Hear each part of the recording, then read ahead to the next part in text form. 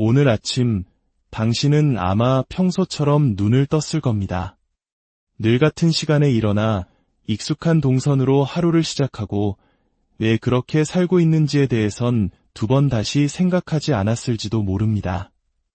출근길에 붐비는 지하철, 끝없이 이어지는 업무, 지쳐버린 인간관계, 그리고 막연한 성공이라는 목표. 이 모든 것들은 마치 그 자체로 거대한 관성을 가진 듯 너무나 당연한 목적으로 우리를 이끌어갑니다. 하지만 만약 지금 이 순간 누군가 당신의 어깨를 붙잡고 묻는다면 어떨까요? 당신이 하는 그 모든 일들이 대체 무슨 의미가 있습니까? 라고 말입니다. 아마 당신은 다른 누군가에게서 물려받은 듯한 대답을 내놓을 겁니다. 성공, 행복, 혹은 세상에 기여하는 삶 같은 것들이죠. 그러나 19세기의 철학자 프리드리히 니체는 바로 그 지점에서 당신을 멈춰 세우고는 훨씬 더 불편한 질문을 던질 것입니다. 그 성공은 누구의 기준에 맞춘 성공입니까? 그 행복은 누가 정의한 행복입니까? 당신이 말하는 기여란 대체 어떤 잣대에 따른 것입니까? 왜냐하면 니체는 이미 100여 년 전에 오늘날 우리 대부분이 이제서야 희미하게 깨닫고 있는 사실을 직시했기 때문입니다. 우리는 이미 끝나버린 게임의 규칙을 따라 살고 있다는 것을, 우리는 수백 년 전에 죽은 작가들이 써놓은 대본을 충실히 연기하고 있다는 것을, 그리고 가장 소름 끼치는 사실은 우리 대부분은 자신이 연기 중이라는 사실조차 인지하지 못한다는 것입니다. 니체의 그 유명한 선언, 신은 죽었다는 그가 무신론을 자랑하거나 세속주의의 승리를 축하하기 위해 외친 말이 아니었습니다. 그것은 마치 의사가 현대 문명을 향해 내리는 시한부 선고와도 같았습니다. 그는 과학이 점점 더 많은 것을 설명하고 종교의 역할이 줄어드는 것을 보았습니다. 전통적인 권위가 무너지고 낡은 확신들이 안개처럼 흩어지는 시대의 흐름 속에서 인류가 자신의 삶을 지탱해온 근본적인 조직 원리를 잃어가고 있음을 간파한 것입니다. 수천 년 동안 우리 삶의 의미는 저 높은 곳에서부터 내려왔습니다. 거대한 계획이 있었고 모든 것에는 목적과 이유가 존재했습니다. 설령 우리가 그것을 전부 이해하지 못하더라도 말입니다. 한국의 역사 속에서 우리 조상들이 하늘의 제사를 지내고 거스를 수 없는 천명을 이야기했던 것처럼 인간의 삶은 언제나 더 큰 존재와 연결되어 있었습니다. 하지만 어느 날 문득 깨닫게 된다면 어떻게 될까요? 애초에 그런 계획 따위는 없었다는 것을, 이 우주가 당신을 주인공으로 하는 장대한 서사가 아니라 그저 물리와 화학 법칙, 그리고 광활한 무관심으로 가득 차 있다는 사실을 발견한다면 말입니다. 대부분의 사람들은 아직 이 문제와 진정으로 씨름해 본 적이 없습니다. 그들은 신을 믿는 것을 그만두었지만 여전히 신이 존재하는 것처럼 살아갑니다. 기독교는 버렸지만 기독교적 도덕률은 그대로 따릅니다. 그들은 성공과 행복이라는 개념이 특정 시대, 특정 문화가 만들어낸 발명품이라는 사실을 잊은 채 마치 그것들이 본질적인 의미를 가진 것처럼 필사적으로 추구합니다. 이것은 마치 자동차가 사라진 세상에서 여전히 신호등을 지키는 것과 같습니다. 규칙을 따라야 할 맥락은 사라졌지만 행동 자체는 관성처럼 남아있는 것이죠. 니체는 이렇게 썼습니다. 인간은 극복되어야 할 그 무엇이야. 그대들은 인간을 극복하기 위해 무엇을 했는가? 그가 위버맨시, 즉 초인에 대해 이야기했을 때 그는 어떤 유전적으로 우월한 존재를 상상한 것이 아니었습니다. 그는 인류가 자기 삶의 의미를 창조할 완전한 책임을 스스로 짊어졌을 때 어떤 존재가 될 수 있는지를 그려본 것입니다. 의미를 발견하거나 찾아내는 것이 아니라 아무것도 없는 무의 상태에서 오직 자신의 의지와 용기만을 바탕으로 의미를 창조해내는 존재 말입니다. 당신이 실제로 어떻게 결정을 내리는지 한번 생각해 보십시오. 아마 당신은 내면의 나침반 같은 것을 참고할 겁니다. 이건 옳은 것 같아. 저건 잘못된 느낌이야 하면서 말입니다. 하지만 그 나침반은 어디에서 왔을까요? 그 기원을 끝까지 추적해보면 결국 당신이 한 번도 선택한 적 없는 가치들에 의해 눈금이 맞춰져 있다는 사실을 알게 될 것입니다. 어쩌면 부모님이 혹은 우리 사회가 또는 종교가 그 가치를 당신에게 심어주었을 겁니다. 설령 당신이 그러한 배경을 거부했다 하더라도 당신은 아마 그것에 반대하는 방식으로 자신을 정의했을 것입니다. 그렇다면 여전히 그것이 당신을 통제하고 있는 셈입니다. 정해진 대본을 따르거나 아니면 의도적으로 그 반대로 행동하거나 어느 쪽이든 그 대본이 당신의 행동을 연출하고 있는 것입니다. 이것이 바로 니체가 말한 노예 도덕입니다. 이는 문자 그대로의 노예 상태를 말하는 것이 아니라 내면에서 창조된 가치가 아닌 외부에서 강요된 가치에 따라 살아가는 삶의 방식을 의미합니다. 새로운 것을 창조하기보다 무언가에 저항하는 것에 그친다면 그 반항조차도 일종의 노예 상태입니다. 기성사회에 충격을 주기 위해 온갖 기행을 일삼는 펑크로커는 수능주의자만큼이나 그 사회에 의해 통제당하고 있는 것입니다. 그들은 단지 같은 대본이 네거티브 필름을 읽고 있을 뿐입니다. 당신에게는 당신의 길이 있고 나에게는 나의 길이 있다. 올바른 길, 유일한 길 따위는 존재하지 않는다. 이 말은 사람들을 공포에 떨게 합니다. 우리는 정답이 있기를 바랍니다. 올바른 길이 삶을 살아가는 보편적인 진리가 존재하기를 원합니다. 하지만 니체는 이러한 외부적 인정에 대한 갈망이야말로 우리가 온전한 인간이 되는 것을 가로막는 족쇄라고 보았습니다. 당신이 자기 밖에서 의미를 찾는 한 당신은 존재의 근본적인 과업, 즉 스스로의 의미를 창조하는 일을 회피하고 있는 것입니다. 하지만 이것이 무엇을 의미하는지 솔직하게 마주해 봅시다. 이것은 당신의 열정을 찾아 행복하게 사는 그런 해방적인 자기 발견의 여정이 아닙니다. 이것은 오히려 깊이를 알 수 없는 심연의 가장자리에 서서 저 건너편으로 가기 위해 스스로 다리를 놓아야 한다는 사실을 깨닫는 것에 가깝습니다. 그리고 그 다리가 무너지지 않으리라는 보장은 어디에도 없습니다. 대부분의 사람들은 차라리 심연이 존재하지 않는 척하거나 다른 누군가가 다리를 놓아주길 기다리거나 아니면 영원히 이쪽에 머무는 쪽을 택합니다. 니체는 정신이 발전하는 세 가지 단계를 이야기했습니다. 바로 낙타, 사자, 그리고 어린아이입니다. 낙타는 우리 대부분을 상징합니다. 너는 해야만 한다. 는 의무의 짐을 가득 짊어지고 평생을 살아가는 짐승입니다. 우리는 의무, 전통, 기대라는 무게를 짊어지고 그것을 미덕이라 부릅니다. 얼마나 많은 짐을 질 수 있는지, 얼마나 잘 복종하는지, 우리가 선택하지도 않은 역할을 얼마나 완벽하게 수행하는지로 자신의 가치를 측정합니다. 성실한 직장인, 효심 깊은 자식, 책임감 있는 시민, 모두 누군가 자신의 등에 지워준 짐을 묵묵히 나르는 낙타들입니다. 사자는 반항의 정신입니다. 외부의 명령에 아니요 라고 포효하며 낡은 가치를 파괴함으로써 자유를 쟁취합니다. 하지만 많은 사람들이 이 단계에 머무릅니다. 자신이 거부하는 것을 통해서만 자신을 정의하는 영원한 반항아로 남는 것이죠. 신에 대해 이야기하는 것을 멈추지 못하는 무신론자, 반항할 대상이 있어야만 존재하는 반항아, 세울 줄은 모르고 무너뜨릴 줄만 아는 비평가처럼 말입니다. 사자는 분명 필요합니다. 낡은 가치를 파괴하지 않고는 새로운 가치를 창조할 수 없으니까요. 하지만 그것만으로는 충분하지 않습니다. 마지막으로 어린아이는 진정한 창조를 상징합니다.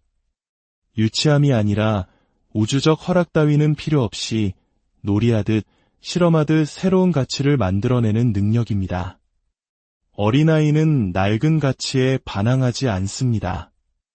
왜냐하면 그것들을 완전히 잊어버렸기 때문입니다. 어린아이는 새로운 것을 창조하느라 너무 바쁩니다. 이것이 바로 니체가 꿈꾼 인간상입니다. 아이들이 놀이를 만들듯 자연스럽게 의미를 창조하는 인간. 똑같은 기쁨과 몰입, 그리고 자기의식의 부재 속에서 말입니다. 춤추는 별을 낳으려면 인간은 자신 안에 혼돈을 품고 있어야 한다. 여기서 혼돈은 혼란이 아닙니다. 그것은 잠재력입니다. 창조의 원재료입니다. 하지만 대부분의 사람들은 이 내면의 혼돈을 두려워합니다. 그들은 진정한 무질서보다는 거짓된 질서를 선호합니다. 창조적인 공허와 마주하기보다는 죽은 규칙을 따르려 합니다. 자신의 삶이 무엇을 의미하는지 스스로 결정하기보다 누군가 말해주기를 바랍니다. 그들은 일상과 관계, 신념에 매달립니다. 그것들이 자신을 충족시켜주기 때문이 아니라 구조 없는 우주 속에서 구조를 제공해주기 때문입니다. 특히 잔인한 사실이 있습니다. 우리가 세상을 이해하도록 돕기 위해 설계된 교육 시스템 자체가 종종 우리가 의미를 창조하는 것을 가로막는다는 점입니다. 우리는 분석하고 비판하고 해체하도록 배우지만 창조하는 법은 거의 배우지 못합니다. 우리는 모든 의미체계가 역사적으로 우연하며 문화적으로 상대적이고 아마도 거짓일 것이라고 똑똑하게 설명할 수는 있습니다. 하지만 이 지식은 우리를 무력하게 만듭니다. 우리는 너무 똑똑해서 아무것도 믿지 못하지만 새로운 믿음을 창조할 만큼 용감하지는 못합니다. 신은 죽었다는 축하가 아니라 진단이었습니다. 그리고 니체는 그 증상이 퍼져나가는 것을 보았습니다. 바로 허무주의, 즉 니힐리즘입니다. 하지만 그는 수동적 허무주의와 능동적 허무주의를 구분했습니다. 수동적 허무주의는 아무것도 중요하지 않으니 뭘 신경 써? 라고 말합니다. 이는 니체가 최후의 인간이라 부른 존재로 이어집니다. 그는 오직 안락함, 오락, 소소한 쾌락만을 추구합니다. 위험도, 성장도, 창조도 없이 그저 생존할 뿐입니다. 최후의 인간은 묻습니다. 사랑이 무엇인가? 창조가 무엇인가? 갈망이 무엇인가? 별이 무엇인가? 그리고는 눈을 깜박입니다. 그 모든 것이 너무 어렵고 너무 위험하고 너무 많은 것을 요구하기에 일찌감치 포기해버린 채로 말입니다. 이 렌즈를 통해 현대인의 삶을 들여다보십시오. 자신을 채워주지 못할 물건을 사기 위해 관심도 없는 일을 하는 사람들, 열정보다는 습관으로 유지되는 관계들, 안전을 위해 무기한 연기되는 꿈들, 소셜 미디어의 끝없는 스크롤, 몰아보기, 끊임없는 주의 분산, 이 모든 것이 수동적 허무주의의 증상입니다. 우리는 의미를 창조하는 일이 너무 힘들어 보이기에 죽을 때까지 스스로를 즐겁게 하며 시간을 죽이고 있습니다. 하지만 시간을 죽인다는 것은 결국 삶을 죽이는 또 다른 방식일 뿐입니다. 하지만 능동적 허무주의는 다릅니다. 그것은 본질적으로 중요한 것은 아무것도 없어. 그 말은 즉, 내가 중요한 것을 창조할 자유가 있다는 뜻이야, 라고 외칩니다. 그것은 새로운 건설을 위해 땅을 고르는 작업입니다. 낡은 가치의 파괴를 상실이 아닌 해방으로 받아들입니다. 이것이 니체가 옹호한 것입니다. 아무것도 믿지 않는 것이 아니라 그 아무것도 없음을 창조를 위한 빈 캔버스로 사용하는 것. 능동적 허무주의자는 신의 죽음을 애도하지 않습니다. 오히려 그것을 인류가 마침내 성장할 기회로 우주적 부모의 인정을 기다리는 아이에서 벗어나 스스로 창조자가 될 기회로 여깁니다. 나를 파괴하지 못하는 것은 나를 더욱 강하게 만든다. 이것은 회복 탄력성에 대한 흔한 격언이 아닙니다. 이것은 의미가 어떻게 단련되는지에 대한 통찰입니다. 당신을 무너뜨릴 수 있었던 시련을 이겨낼 때마다 당신은 가치를 창조합니다. 고통이 본질적으로 의미 있기 때문이 아니라 당신이 무의미한 고통을 의미 있는 힘으로 변형시켰기 때문입니다. 당신은 경험의 연금술사가 되어 무작위적인 사건이라는 납덩이를 개인적 의미라는 황금으로 바꾸어내는 것입니다. 하지만 니체가 이해하고 있던 것을 대부분의 자기개발 전문가들은 놓치고 있습니다. 이 연금술은 긍정적 사고가 아닙니다. 긍정적인 면을 찾거나 모든 일은 이유가 있어서 일어난다고 믿는 것이 아닙니다. 그것은 이유가 존재하지 않던 곳에 이유를 창조하는 것입니다.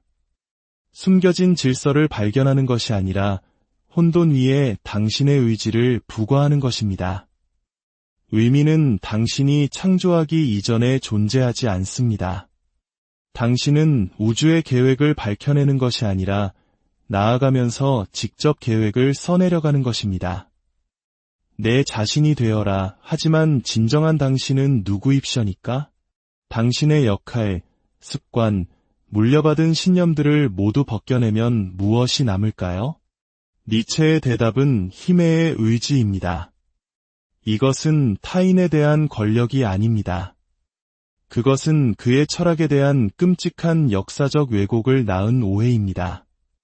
힘의 의지란 자기 자신을 극복하고 자신을 넘어서 창조하며 한 인간이 될 수 있는 가능성의 영역을 확장하려는 추동력입니다. 그것은 예술가가 그림을 그리게 하고 운동선수가 훈련하게 하며 사상가가 질문하게 만드는 힘입니다. 외부적 보상을 위해서가 아니라 성장하고 표현하고 더 많은 것이 되고자 하는 내면의 필연성 때문에 말입니다. 이것이 니체가 투쟁, 갈등, 고난을 높이 평가한 이유입니다. 그가 가학적이어서가 아니라 이것들이 창조를 강제하는 조건이기 때문입니다. 안락함은 정체를 낳고 안전함은 몽유병 환자처럼 살게 합니다. 극한으로 내몰렸을 때에만 우리는 어떤 가치를 창조하고 지켜낼 의지가 있는지 발견하게 됩니다. 위기 속에서만 우리는 낙타에서 사자로 그리고 어린아이로 변태합니다. 사실이란 존재하지 않는다. 오직 해석만이 존재할 뿐이다. 이것은 상대주의가 아닙니다. 이것은 책임에 관한 이야기입니다. 당신 삶의 사실은 일어난 사건 그 자체입니다. 그것이 무엇을 의미하는지에 대한 해석은 언제나 당신의 선택입니다. 직장을 잃었다는 것은 사실입니다. 그것이 실패인지 기회인지는 해석입니다. 누군가에게 배신당했다는 것은 사실입니다. 그것이 용서할 수 없는 상처인지 인간 본성에 대한 교훈인지는 해석입니다. 그리고 이 해석들은 단순한 정신적 유희가 아닙니다. 그것은 당신이 거주하는 현실을 창조합니다. 당신이 비극 속에서 살고 있는지, 모험 속에서 살고 있는지, 감옥에 갇혀 있는지, 놀이터에서 뛰놀고 있는지를 결정합니다. 니체의 사고 실험인 영원회귀는 이 책임을 극명하게 보여줍니다. 만약 당신이 지금의 삶을 모든 순간을 정확히 똑같이 무한히 반복해서 살아야만 한다면 당신은 무엇을 바꾸겠습니까? 더 중요하게는 무엇을 긍정하겠습니까? 이 시험의 핵심은 당신의 삶이 객관적으로 좋은 삶인지가 아닙니다. 당신이 그 삶을 의지하고 선택하고 그것으로부터 의미를 창조해낼 수 있는지의 여부입니다. 당신은 당신의 삶에 너무나 온전하게 예스라고 말할 수 있어서 그 삶을 영원히 똑같이 다시 사는 것을 기꺼이 받아들일 수 있습니까? 대부분은 이 시험에 실패합니다. 그들은 애초에 선택한 적이 없기 때문에 의식적으로는 결코 선택하지 않을 삶을 살아갑니다. 그들은 직업, 관계, 신념 속으로 그저 떠밀려 들어갔습니다. 최소 저항의 경로를 따르고는 그것을 운명이라 불렀습니다. 아모르 파티, 즉 운명의. 이것은 수동적인 수용이 아니라 능동적인 긍정입니다. 그것은 지금의 당신을 만든 모든 것에 예스라고 말하는 것을 의미합니다. 고통, 상실, 실패, 그 모든 것이 의미 창조를 위한 원재료입니다. 그것들이 그 자체로 좋기 때문이 아니라 당신이 그것들을 가치 있는 무언가로 변형시킬 수 있기 때문입니다. 예술가는 물감의 어두운 색이나 캔버스의 공백에 대해 불평하지 않습니다. 그것들은 창조를 위한 필수 조건입니다. 결국 질문은 삶에 의미가 있는가? 가 아닙니다. 질문은 당신에게 의미를 창조할 용기가 있는가? 입니다. 당신에게 스스로의 신이 될 힘이 있는가입니다. 당신에게 존재의 혼돈을 긍정할 가치가 있는 무언가로 변화시킬 의지가 있는가입니다. 오늘 우리 자신을 깊이 성찰해본 이 시간이 의미 있었다면 이 이야기를 주변의 소중한 분들과 함께 나눠주십시오. 구독과 좋아요는 저희가 계속해서 인간 정신에 대한 깊이 있는 탐구를 이어가는 데 큰 힘이 됩니다. 답은 이 영상 속에 있지 않습니다. 답은 당신의 다음 선택에, 그리고 그 다음 선택에, 선택 그 자체가 당신의 의미가 되고 창조가 당신의 목적이 되며 마침내 당신이 당신 자신이 될 때까지의 모든 선택 속에 있습니다. 당신의 삶이라는 캔버스에